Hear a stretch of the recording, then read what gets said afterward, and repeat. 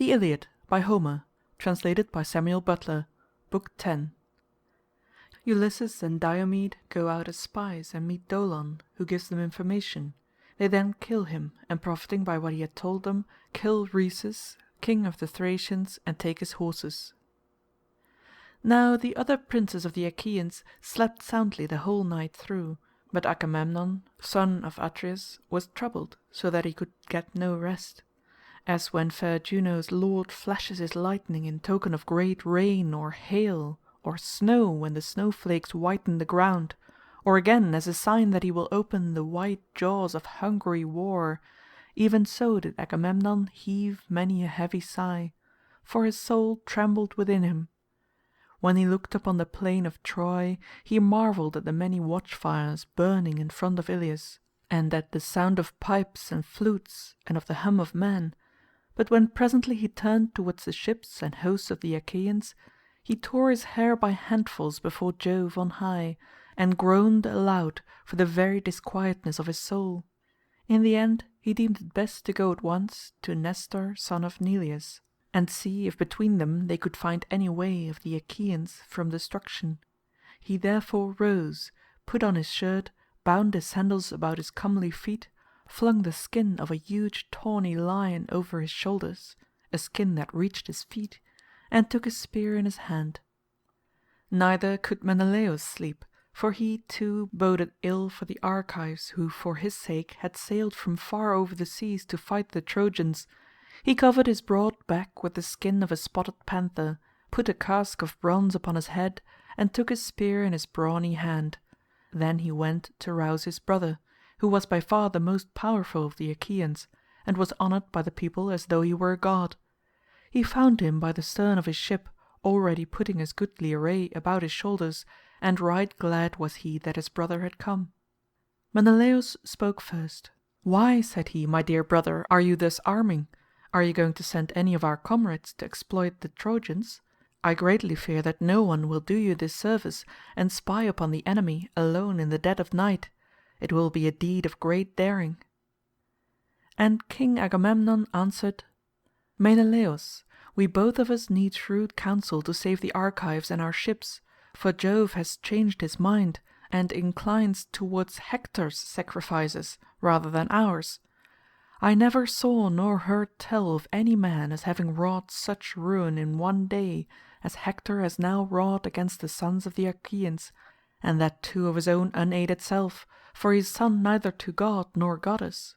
The Argives will rue it long and deeply. Run therefore with all speed by the line of the ships, and call Ajax and Idomeneus.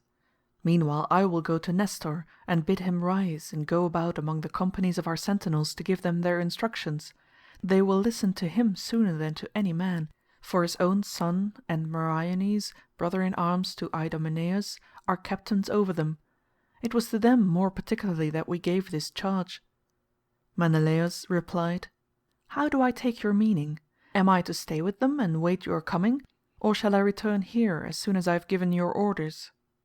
"Wait," answered King Agamemnon, "for there are so many paths about the camp that we might miss one another. Call every man on your way, and bid him be stirring. Name him by his lineage and by his father's name. Give each all titular observance, and stand not too much upon your own dignity. We must take our full share of toil, for at our birth Jove laid this heavy burden upon us." With these instructions he sent his brother on his way, and went on to Nestor shepherd of his people. He found him sleeping in his tent hard by his own ship. His goodly armour lay beside him, his shield, his 2 spears, and his helmet. Beside him also lay the gleaming girdle with which the old man girded himself when he armed to lead his people into battle, for his age stayed him not. He raised himself on his elbow and looked up at Agamemnon. "Who is it," said he, "that goes thus about the host and the ships alone and in the dead of night, when men are sleeping? Are you looking for one of your mules, or for some comrade? Do not stand there and say nothing, but speak. What is your business?" And Agamemnon answered, "Nestor, son of Neleus, honour to the Achaean name, it is I, Agamemnon, son of Atreus, on whom Jove has laid labour and sorrow so long as there is breath in my body and my limbs carry me. I am thus abroad because sleep sits not upon my eyelids, but my heart is big with war and with the jeopardy of the Achaeans. I am in great fear for the Danaans. I am at sea, and without sure counsel. My heart beats as though it would leap out of my body, and my limbs fail me. If then you can do anything, for you too cannot sleep, let us go the round of the watch, and see whether they are drowsy with toil and sleeping to the neglect of their duty. The enemy is encamped hard, and we know not but he may attack us by night." Nestor replied, "Most noble son of Atreus, king of men, Agamemnon, Jove will not do all for Hector that Hector thinks he will. He will have troubles yet in plenty, if Achilles will lay aside his anger. I will go with you, and will rouse others. Either the son of Tydeus, or Ulysses, or fleet Ajax and the valiant son of Phyleus. Someone had also better go and call Ajax and King Idomeneus, for their ships are not near at hand, but the farthest of all. I cannot, however, refrain from blaming Menelaus, much as I love him and respect him, and I will say so plainly, even at the risk of offending you, for sleeping and leaving all this trouble to yourself. He ought to be going about imploring aid from all the princes of the Achaeans, for we are in extreme danger." And Agamemnon answered, "Sir, you may sometimes blame him justly, for he is often remiss and unwilling to exert himself; not indeed from sloth, nor yet heedlessness, but because he looks to me and expects me to take the lead. On this occasion, however, he was awake before I was, and came to me of his own accord. I have already sent him to call the very men whom you have named. And now let us be going. We shall find them with the watch outside the gates, for it was there I said that we would meet him." "In that case," answered Nestor, "the Argives will not blame him nor disobey his orders when he urges them to fight or gives them instructions." With this he put on his shirt and bound his sandals about his comely feet. He buckled on his purple coat, of two thicknesses, large, and of a rough, shaggy texture, grasped his redoubtable bronze-shod spear, and wended his way along the line of the Achaean ships. First he called loudly to Ulysses peer of gods in council, and woke him, for he was soon roused by the sound of the battle-cry. He came outside his tent, and said, "Why do you go thus alone about the host, and along the line of the ships, in the stillness of the night? What is it that you find so urgent?" And Nestor, knight of Gerene, answered, "Ulysses, noble son of Laertes, take it not amiss, for the Achaeans are in great straits. Come with me, and let us wake some other, who may advise well with us whether we shall fight or fly." On this Ulysses went at once into his tent, put his shield about his shoulders, and came out with them. First they went to Diomed, son of Tydeus, and found him outside his tent clad in his armour, with his comrades sleeping round him and using their shields as pillows. As for their spears, they stood upright on the spikes of their butts that were driven into the ground, and the burnished bronze flashed afar like the lightning of Father Jove. The hero was sleeping upon the skin of an ox, with a piece of fine carpet under his head. Nestor went up to him and stirred him with his heel to rouse him, upbraiding him and urging him to bestir himself. "Wake up," he exclaimed, "son of Tydeus, how can you sleep on in this way? Can you not see that the Trojans are encamped on the brow of the plain hard by our ships, with but a little space between us and them?" On these words Diomed leapt up instantly and said, "Old man, your heart is of iron, you rest not one moment from your labours. Are there no younger men among the Achaeans who could go about to rouse the princes? There is no tiring you." And Nestor, knight of Gerene, made answer, "My son, all that you have said is true. I have good sons, and also much people whom I might call the chieftains, but the Achaeans are in the gravest danger. Life and death are balanced as it were on the edge of a razor. Go then, for you are younger than I, and of your courtesy rouse Ajax and the fleet son of Phyleus." Diomed threw the skin of a great tawny lion about his shoulders, a skin that reached his feet, and grasped his spear. When he had roused the heroes, he brought them back with him. They then went the round of those who were on guard, and found the captains not sleeping at their posts, but wakeful and sitting with their arms about them. As sheepdogs that watch their flocks when they are yarded, and hear a wild beast coming through the mountain forest towards them, Forthwith there is a hue and cry of dogs and men, and slumber is broken. Even so was sleep chased from the eyes of the Achaeans as they kept the watches of the wicked night. For they turned constantly towards the plain whenever they heard any stir among the Trojans. The old man was glad, bade them be of good cheer. "Watch on, my children," said he, "and let not sleep get hold upon you, lest our enemies triumph over us." With this he passed the trench, and with him the other chiefs of the Achaeans who had been called to the council. Meriones and the brave son of Nestor went also, for the princes bade them. When they were beyond the trench that was dug round the wall, they held their meeting on the open ground where there was a space clear of corpses, for it was here that when night fell Hector had turned back from his onslaught on the Argives. They sat down therefore and held debate with one another. Nestor spoke first. "My friends," said he, "is there any man bold enough to venture the Trojans and cut off some straggler, or bring us news of what the enemy mean to do, whether they will stay here by the ships away from the city, or whether, now that they have worsted the Achaeans, they will retire within their walls? If he could learn all this and come back safely here, his fame would be high as heaven in the mouths of all men, and he would be rewarded richly, for the chiefs from all our ships would each of them give him a black ewe with her lamb, which is a present of surpassing value, and he would be asked as a guest to all feasts and clan gatherings."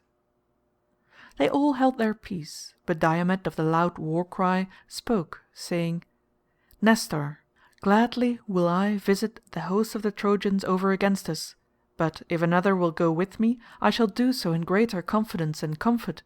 When two men are together, one of them may see some opportunity which the other has not caught sight of. If a man is alone he is less full of resource and his wit is weaker." On this several offered to go with Diomed. The two Ajaxes, servants of Mars, Meriones, and the son of Nestor all wanted to go. So did Menelaus, son of Atreus. Ulysses also wished to go among the host of the Trojans, for he was ever full of daring. And thereon Agamemnon, king of men, spoke thus: "Diomed," said he, "son of Tydeus, man after my own heart, choose your comrade for yourself. Take the best man of those that have offered, for many would now go with you. Do not through delicacy reject the better man, and take the worst out of respect for his lineage, because he is of more royal blood." He said this because he feared for Menelaus. Diomed answered, "If you bid me take the man of my own choice, how in that case can I fail to think of Ulysses, than whom there is no man more eager to face all kinds of danger, and Pallas Minerva loves him well. If he were to go with me, we should pass safely through fire itself, for he is quick to see and understand." "Son of Tydeus," replied Ulysses, "say neither good nor ill about me, for you are among Argives who know me well. Let us be going, for the night wanes and dawn is at hand. The stars have gone forwards, 2/3 of the night are already spent, and a third is alone left us." They then put on their armour. Brave Thrasymedes provided the son of Tydeus with a sword and a shield, for he had left his own at his ship, and on his head he set a helmet of bull's hide without either peak or crest. It is called a skull cap, and is a common headgear. Meriones found a bow and quiver for Ulysses, and on his head he set a leathern helmet that was lined with a strong plating of leathern thongs, while on the outside it was thickly studded with boar's teeth, well and skilfully set into it. Next the head there was an inner lining of felt. This helmet had been stolen by Autolycus out of Ilion, when he broke into the house of Amyntor son of Ormenus. He gave it to Amphidamas of Cythera to take to Scandia, and Amphidamas gave it as a guest gift to Molus, who gave it to his son Meriones, and now it was set upon the head of Ulysses. When the pair had armed they set out, and left the other chieftains behind them. Pallas Minerva sent them a heron by the wayside upon their right hands. They could not see it for the darkness, but they heard its cry. Ulysses was glad when he heard it, and prayed to Minerva. "Hear me," he cried, "daughter of aegis-bearing Jove, you who spy out all my ways, and who are with me in all my hardships. Befriend me in this mine hour, and grant that we may return to the ships, covered with glory after having achieved some mighty exploit that shall bring sorrow to the Trojans." Then Diomed of the loud war-cry also prayed. "Hear me too," said he, "daughter of Jove, unweariable. Be with me even as you were with my noble father Tydeus when he went to Thebes as envoy sent by the Achaeans. He left the Achaeans by the banks of the river Aesopus and went to the city bearing a message of peace to the Cadmeans. On his return thence, with your help, goddess, he did great deeds of daring, for you were his ready helper. Even so guide me and guard me now, and in return I will offer you in sacrifice a broad-browed heifer of a year old, unbroken, and never yet brought by man under the yoke. I will gild her horns, and will offer her up to you in sacrifice." Thus they prayed, and Pallas Minerva heard their prayer. When they had done praying to the daughter of great Jove, they went their way like two lions prowling by night amid the armour and blood-stained bodies of them that had fallen. Neither again did Hector let the Trojans sleep, for he too called the princes and counsellors of the Trojans that he might set his counsel before them. "Is there one," said he, "who for a great reward will do me the service of which I will tell you? He shall be well paid if he will. I will give him a chariot and a couple of horses, the fleetest that can be found of the ships of the Achaeans, if he will dare this thing, and he will win infinite honour to boot. He must go to the ships and find out whether they are still guarded as heretofore, or whether now that we have beaten them the Achaeans design to fly, and through sheer exhaustion are neglecting to keep their watches." They all held their peace, but there was among the Trojans a certain man named Dolon, son of Diomedes, the famous herald, a man rich in gold and bronze. He was ill-favoured, but a good runner, and was an only son among 5 sisters. He it was that now addressed the Trojans. "I, Hector," said he, "will to the ships and will exploit them. But first hold up your sceptre and swear that you will give me the chariot, bedight with bronze, and the horses that now carry the noble son of Peleus. I will make you a good scout, and will not fail you. I will go through the host from one end to the other till I come to the ship of Agamemnon, where I take it the princes of the Achaeans are now consulting whether they shall fight or fly." When he had done speaking, Hector held up his sceptre and swore him his oath, saying, "May Jove the thundering husband of Juno bear witness that no other Trojan but yourself shall mount those steeds, and that you shall have your will with them for ever." The oath he swore was bootless, but it made Dolon more keen on going. He hung his bow over his shoulder, and as an overall he wore the skin of a grey wolf, while on his head he set a cap of ferret skin. Then he took a pointed javelin and left the camp for the ships. But he was not to return with any news for Hector. When he had left the horses and the troops behind him, he made all speed on his way.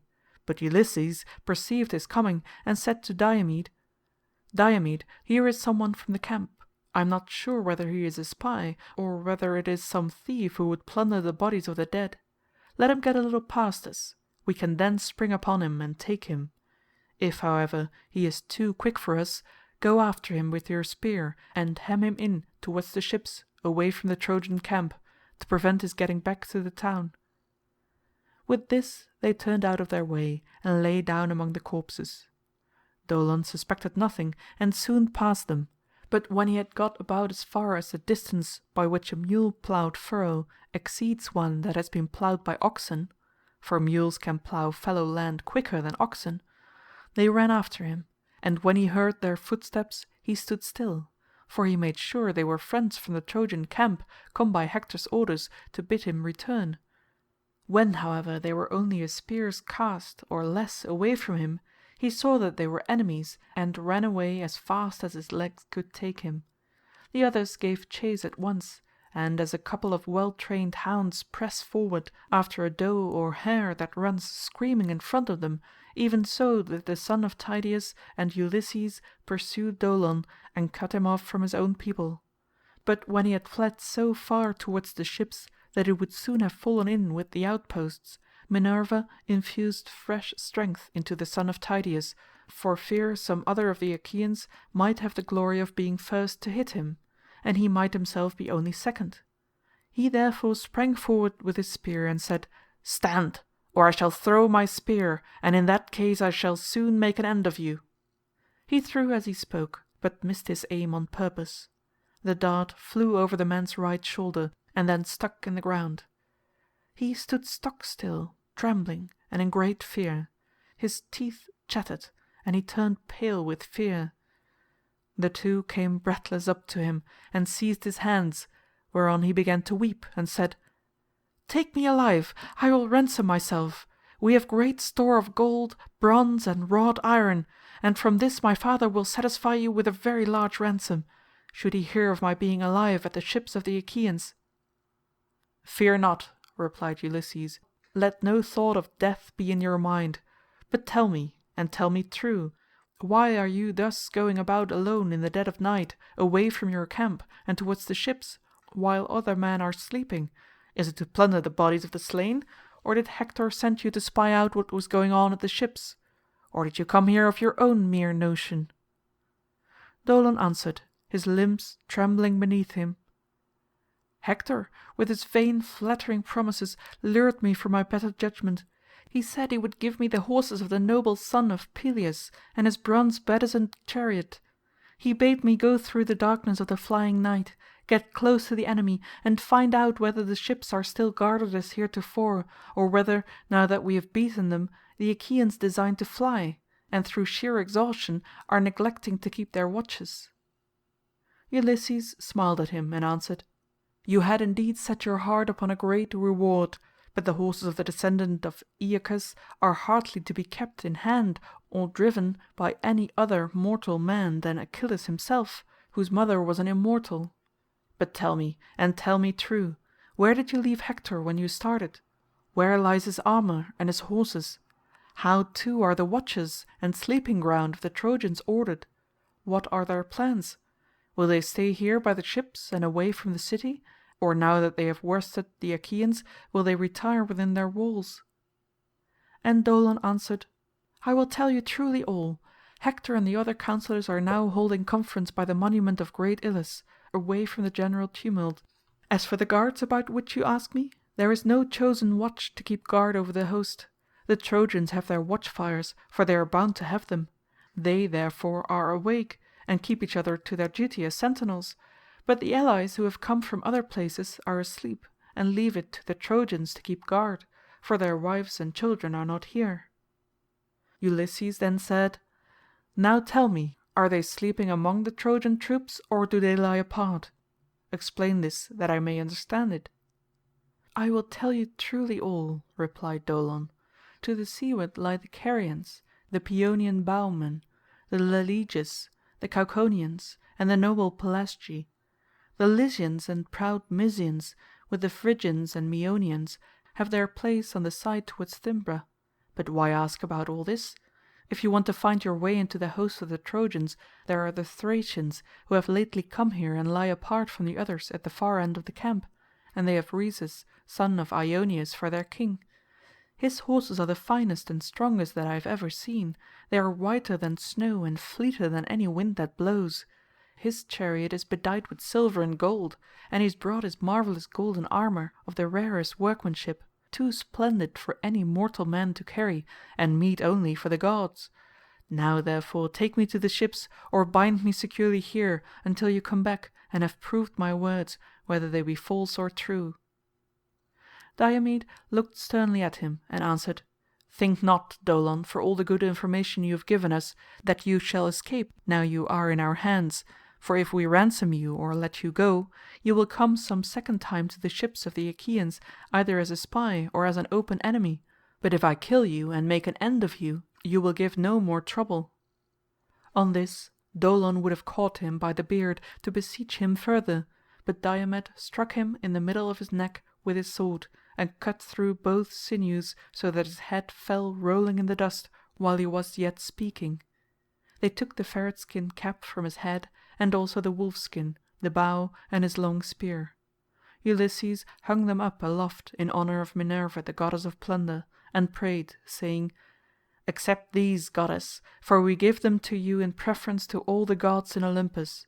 Therefore speed us still further towards the horses and sleeping ground of the Thracians." With these words he took the spoils and set them upon a tamarisk tree, and they marked the place by pulling up reeds and gathering boughs of tamarisk, that they might not miss it as they came back through the flying hours of darkness.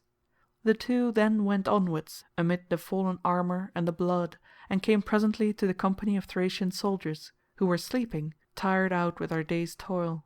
Their goodly armour was lying on the ground beside them, all orderly in 3 rows, and each man had his yoke of horses beside him. Rhesus was sleeping in the middle, and hard by him his horses were made fast to the topmost rim of his chariot. Ulysses from some way off saw him and said, "This, Diomed, is the man, and these are the horses about which Dolon, whom we killed, told us. Do your very utmost, dally not about your armour, but loose the horses at once, or else kill the man yourself, while I see to the horses." Thereon Minerva put courage into the heart of Diomed, and he smote them right and left. They made a hideous groaning as they were being hacked about, and the earth was red with their blood. As a lion springs furiously upon a flock of sheep or goats when he finds them without their shepherd, so did the son of Tydeus set upon the Thracian soldiers till he had killed 12. As he killed them, Ulysses came and drew them aside by their feet one by one, that the horses might go forward freely without being frightened as they passed over the dead bodies, for they were not yet used to them. When the son of Tydeus came to the king he killed him too, which made 13, as he was breathing hard, for by the counsel of Minerva an evil dream, the seed of Oeneus, hovered that night over his head. Meanwhile Ulysses untied the horses, made them fast one to another and drove them off, striking them with his bow, for he had forgotten to take the whip from the chariot. Then he whistled as a sign to Diomed. But Diomed stayed where he was, thinking what other daring deed he might accomplish. He was doubting whether to take the chariot in which the king's armour was lying and draw it out by the pole, or to lift the armour out and carry it off, or whether again he should not kill some more Thracians. While he was thus hesitating, Minerva came up to him and said, "Get back, Diomed, to the ships, or you may be driven thither, should some other god rouse the Trojans." Diomed knew that it was the goddess, and at once sprang upon the horses. Ulysses beat them with his bow, and they fled onward to the ships of the Achaeans. But Apollo kept no blind lookout when he saw Minerva with the son of Tydeus. He was angry with her, and coming to the host of the Trojans, he roused Hippocon, a counsellor of the Thracians and a noble kinsman of Rhesus. He started up out of his sleep and saw that the horses were no longer in their place, and that the men were gasping in their death agony. On this he groaned aloud and called upon his friend by name. Then the whole Trojan camp was in an uproar as the people kept hurrying together, and they marvelled at the deeds of the heroes who had now got away towards the ships. When they reached the place where they had killed Hector's scout, Ulysses stayed his horses, and the son of Tydeus, leaping to the ground, placed the blood-stained spoils in the hands of Ulysses and remounted. Then he lashed the horses onwards, and they flew forward nothing loth towards the ships, as though of their own free will. Nestor was first to hear the tramp of their feet. "My friends," said he, "princes and counsellors of the Argives, shall I guess right or wrong? But I must say what I think. There is a sound in my ears as of the tramp of horses. I hope it may be Diomed and Ulysses driving in horses from the Trojans, but I much fear that the bravest of the Argives may have come to some harm at their hands." He had hardly done speaking when the two men came in and dismounted, whereon the others shook hands right gladly with them and congratulated them. Nestor, knight of Gerene, was first to question them. "Tell me," said he, "renowned Ulysses, how did you two come by these horses? Did you steal in among the Trojan forces, or did some god meet you and give them to you? They are like sunbeams. I am well conversant with the Trojans, for old warrior though I am, I never hold back by the ships, but I never yet saw or heard of such horses as these are. Surely some god must have met you and given them to you, for you are both of you dear to Jove and to Jove's daughter Minerva." And Ulysses answered, "Nestor, son of Neleus, honoured to the Achaean name, heaven, if it so will, can give us even better horses than these, for the gods are far mightier than we are. These horses, however, about which you ask me, are freshly come from Thrace. Diomed killed their king with the 12 bravest of his companions. Hard by the ships we took a 13th man, a scout whom Hector and the other Trojans had sent as a spy upon our ships." He laughed as he spoke, and drove the horses over the ditch, while the other Achaeans followed him gladly. When they reached the strongly built quarters of the son of Tydeus, they tied the horses with thongs of leather to the manger, where the steeds of Diomed stood eating their sweet corn, but Ulysses hung the blood-stained spoils of Dolon at the stern of his ship, that they might prepare a sacred offering to Minerva. As for themselves, they went into the sea and washed the sweat from their bodies and from their necks and thighs. When the sea water had taken all the sweat from off them and had refreshed them, they went into the baths and washed themselves. After they had done so and had anointed themselves with oil, they sat down to table, and drawing from a full mixing bowl, made a drink offering of wine to Minerva. End of Book 10.